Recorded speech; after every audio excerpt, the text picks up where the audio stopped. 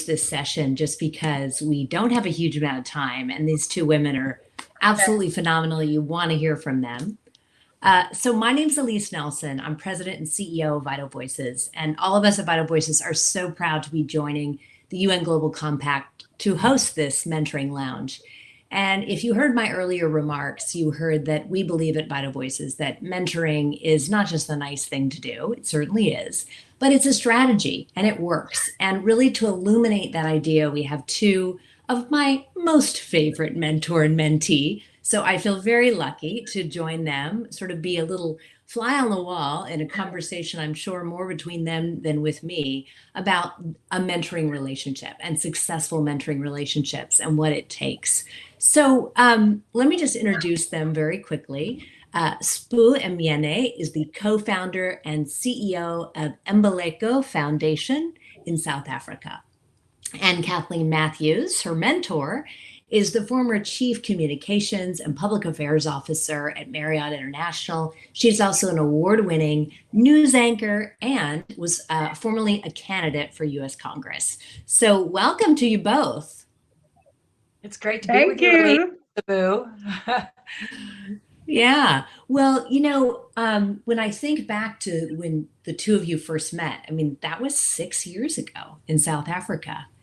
And I think it's beautiful that you are still very much in touch and part of each other's lives, that mentoring obviously is that two-way street. Can you just talk about what you thought as you're flying into South Africa? Obviously, Sbu, I know you're from South Africa, but you know, as Kathleen's flying in, Kathleen, what were you thinking? You'd read Sbu's bio. What was sort of going through your head before you actually met? Well, first of all, if you can't see me, apologies that my browser's not working, but I can hear everybody. So I see you virtually. So first of all, it was, you know, what just amazes me was it was exactly this month, 6 years ago. And I am passionate about the African continent. I've done a lot of personal travel there.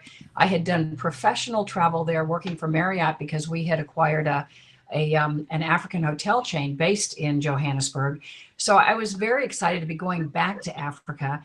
And I really wasn't sure what to expect with the pairing of all these women from around the world. But I was very excited that my mentee was going to be from South Africa. So I was fascinated when I read Sbu's biography and actually was so impressed by what I was reading. I thought, who's going to be mentoring who in this experience?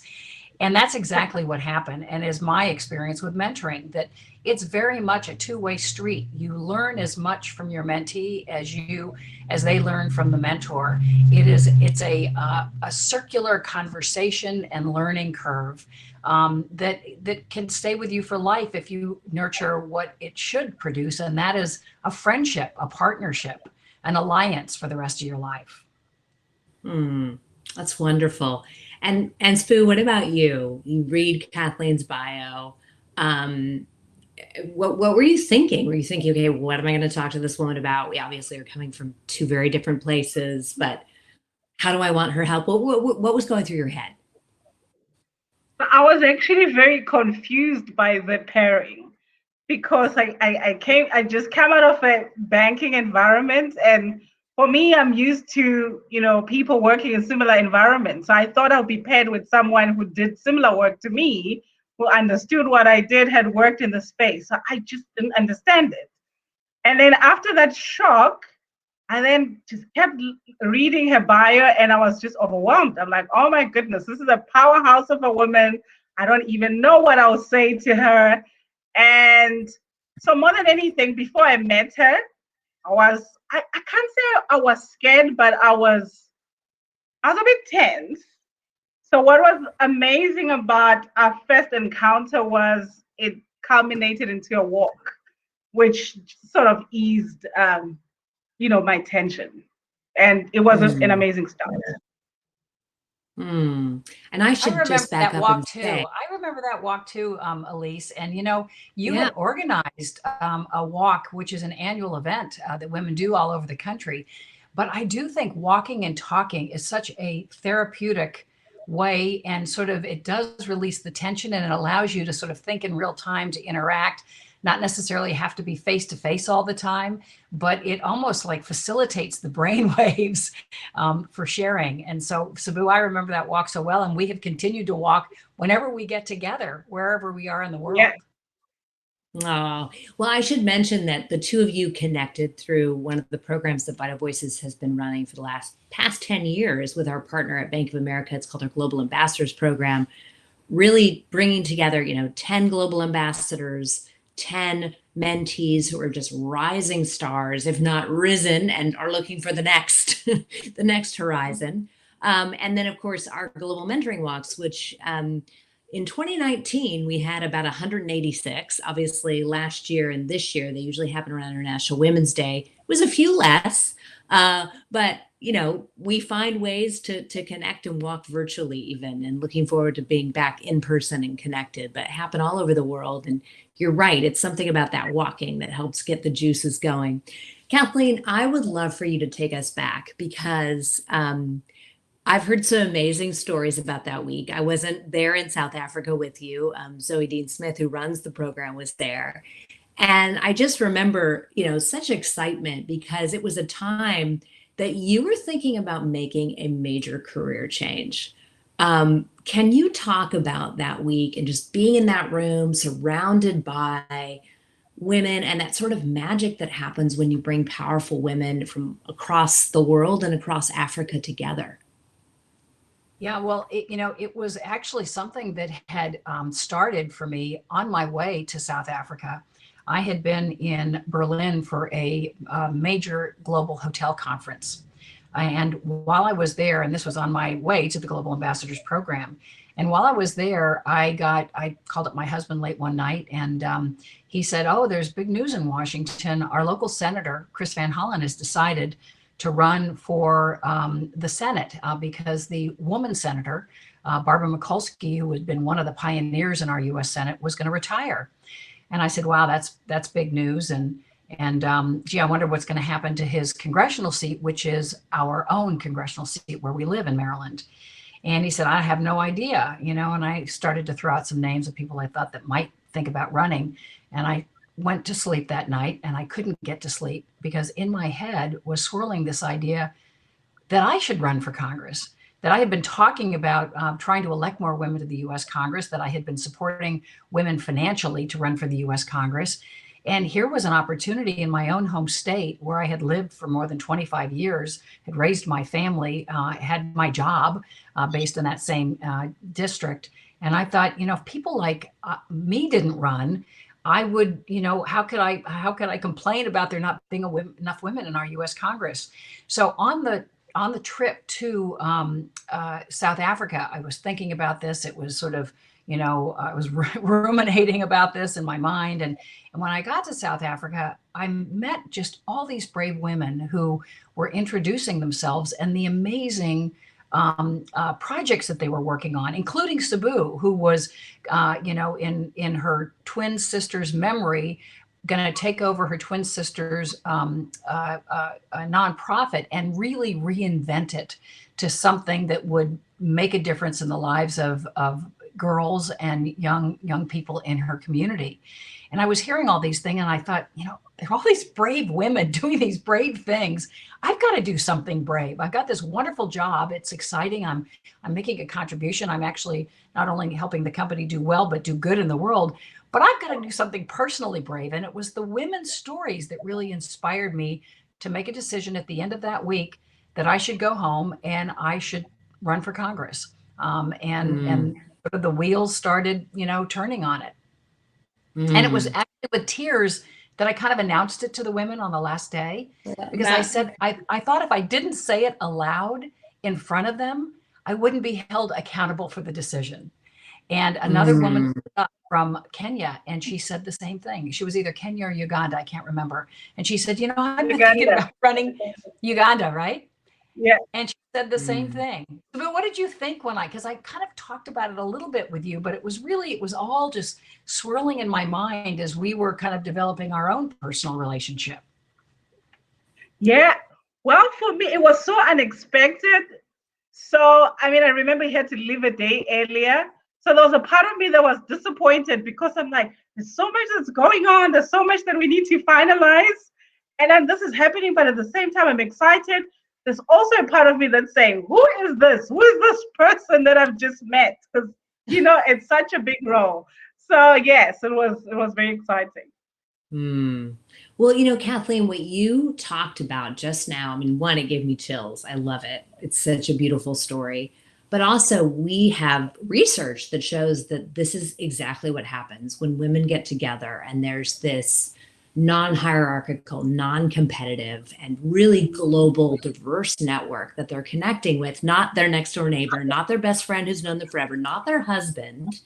They start thinking and actually saying, which is the first step, as you say, to each other, I'm going to do this really bold thing. And I think it's that idea of, people that maybe you don't know quite as well. You can say that to first, but also that support group and having that. And what we know is that those kinds of networks, those kinds of bonds and mentoring actually spark women to take bolder risks. Which is precisely what you did. I mean, people could look at you and think, well, it's all great. You've got this amazing job. You love your job. We're looking to leave your job. But okay, this opportunity emerges. So I love that. And Spoo, I know you had a real breakthrough moment as well. Really from your first conversation with Kathleen. Can you talk about that? Because I just think that's so powerful. Yeah. So I think this was the first day of the program. After lunch, we were sitting outside and having a conversation. And her concern was that everything I was saying, I kept referring to my sister. And so she asked me, in all of this work, which part of it is about you? And I was taken off guard because I was like, oh my goodness, which part of it is about me? And then she asked me a question that I think if anybody else had asked me, even my family, I would have been really offended. And she asked me whether I wasn't punishing myself for being alive, because I'm the twin that remained. And it's something that broke because it was almost like she had reached that deep part of my soul that I had guarded and not allowed anybody into. And it really got me. It triggered so many things that got me to a point that when I got back home, I had to figure out which part about my work was about me. And the next 6 years, really, we've done so many things that are so more about, I'm very clear about what's about me and what's about my sister. And it's really exciting because I can see that, joint legacy work versus me trying to honor my sister. Yeah.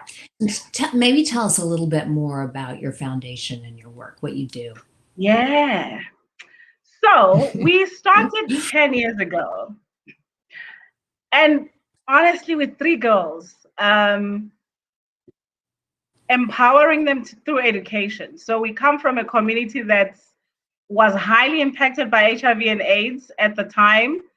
And in South Africa for about 15 years, Valley of a Thousand Hills was the most impacted community where parents died from HIV before there was treatment.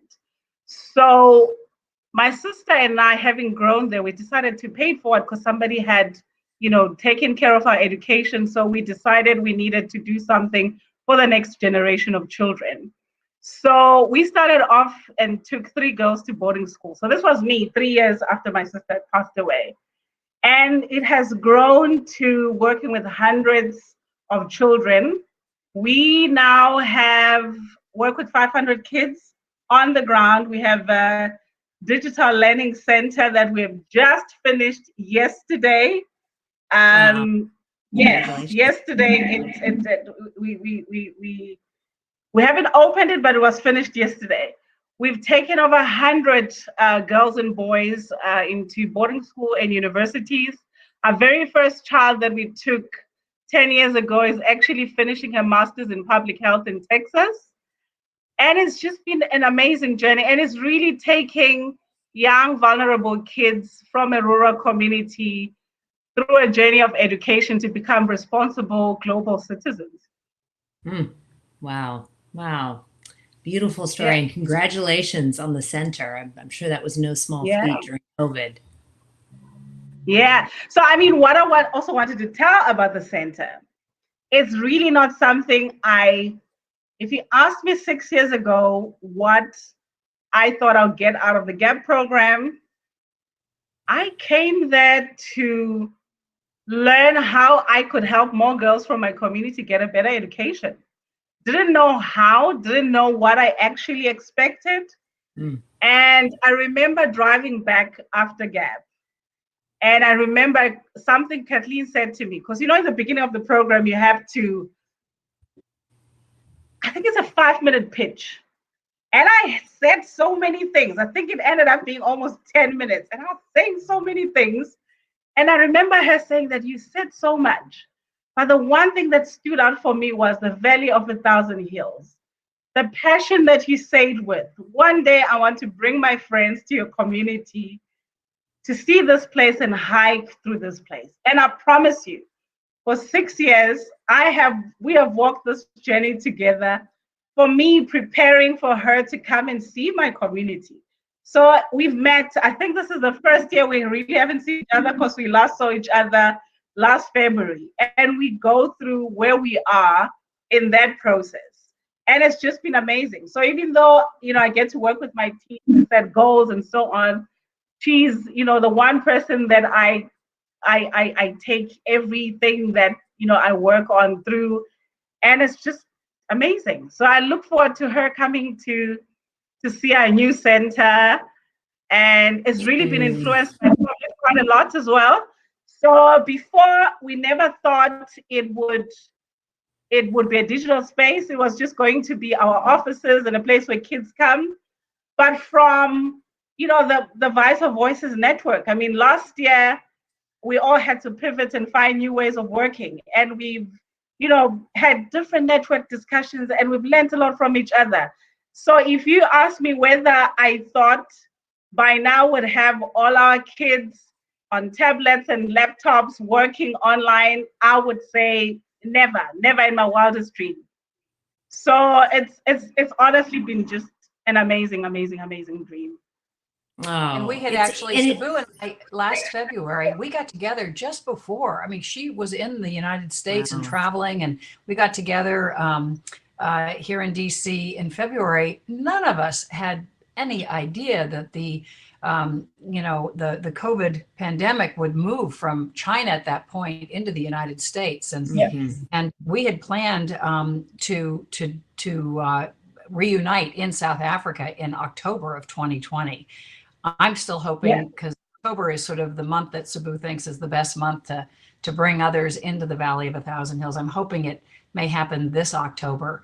But, year after year, I think that our reunion in South Africa, we've had a reunion every year in the United States since 6 years ago, but our reunion in South Africa is something that I think is just going to be magical. And Sabu actually is really good about texting me updates, letting me know what's going on, with the center, but also with her personally. And so we stay, the technology really allows us to do that. And I remember a year ago, Sabu, you were saying, I just need to get more of these kids hooked up with with tablets. And if I could just do that, and you were talking about some corporations who were going to try to help you with that. In some ways, maybe that was a silver lining of COVID for you, because it put so much focus on technology that everybody knew if there was one thing you could invest in to help youth and people in the world, it was that technology. Yeah, it's so true. And I want to, we actually have to wrap up in about a minute. So because the two of you are such strong, examples of the power of mentoring, what is the one piece of advice that you would want people to take away? Whether it's why mentoring is so critical for women on their path. So if you don't have a mentor and you're on your path, how would you go about finding one? And then also, how do you be a good mentor? How does that work? I mean, I think a lot of times people think mentoring is that person, the good mentor is the person who's going to sort of stand in front of you and pull you up and sort of make your career, when really a mentor is someone who wants to stand behind you because they believe in you, sort of win or lose, they've got skin in the game and they're going to be there for you. So, Kathleen, let's start with you. Well, I think that a lot of people are afraid to mentor because they aren't sure what the expectation is. They aren't sure what the time commitment is, and they aren't really sure what they can give. I would say, put all that aside. Human connection is the most important thing in the world, and I think you should embrace the chance to mentor. I love a phrase I once heard, which is "with your arms wide open," which is what you're doing when you're accepting somebody into your life with your arms wide open, the world opens wide. And so I think embrace the opportunity to mentor. And secondly, the most important thing you can give is to be present, is to be there, is to be accessible, is to be the person that's able to listen, whether it's a small thing or a big thing. And I think you just have to make the time to be able to do it. That's what it is. It's to be vigilant and loyal to that human connection once you've made it. Beautiful. And Spoo, what about you? I would talk from a point of view of a mentee. So, I mean, earlier I said that when I walked into that room, for a moment, I wasn't sure what I needed to get out of it. But when I met my mentor, I was quite clear what I could get out of the experience and from her as a person. So I went back home and I had to list my goals that this is, from her as a person, what were the qualities that I wanted to hold on to and what were the best aspects that I think could carry that our journey as mentor-mentee forward. And also what has really helped me just as a person is Kathleen has a voice. And I never thought I had a voice. So she will tell you throughout that week, I was hiding. She kept putting a microphone on my face because I just never believed in my own voice. And it really helped me to be able to stand up and speak for myself, who I was and what I wanted, what I wanted for my kids. And it's in turn help my kids to know that they too are vital voices. They too. So I'm seeing a lot of my kids getting out there and doing it for other kids in South Africa. So when we're talking about digital learning, we're just not talking about a center in a community. Our kids are now peer mentors who are recording content online for thousands of other kids in South Africa because they just believe that if Vital Voices has done it for me, Kathleen has done it for me, I've done it for them, and they too need to do it for other children. Wow. So it really is having a ripple effect. That's wonderful. Well, that is, I think, a wonderful place to end this so quickly conversation. I think just the last thing that I would say is that I believe so strongly in your story because I think, Kathleen, I think you really recognize this power of mentoring and really that you have power and you have voice and you wanted to use it. And I think, what is so wonderful about mentoring is then Spoo, you got that and you realized, oh, this is what leadership's about. I need to use my voice, my power, my platform that you do have, right? You do have a powerful voice to use it for become this ripple effect or this chain. And there's great data that we have that supports that as well. So for everyone watching, I would say, be a mentor, be the one that identifies that, leadership and that sort of, spark in someone maybe before they see it in themselves and help them do that. And if you're, someone who is looking for a mentor, be out there, be communicating your visions and ideas, take advantage of opportunities, get connected to Vital Voices. We have many opportunities for mentoring. So thank you both for joining us. And again, thank you to the UN Global Compact for reaching out to Vital Voices and partnering with us to co-host this mentoring lounge. Have a good day, everyone. Elise, thank you to you and Vital Voices for all of it. Yes, thank you.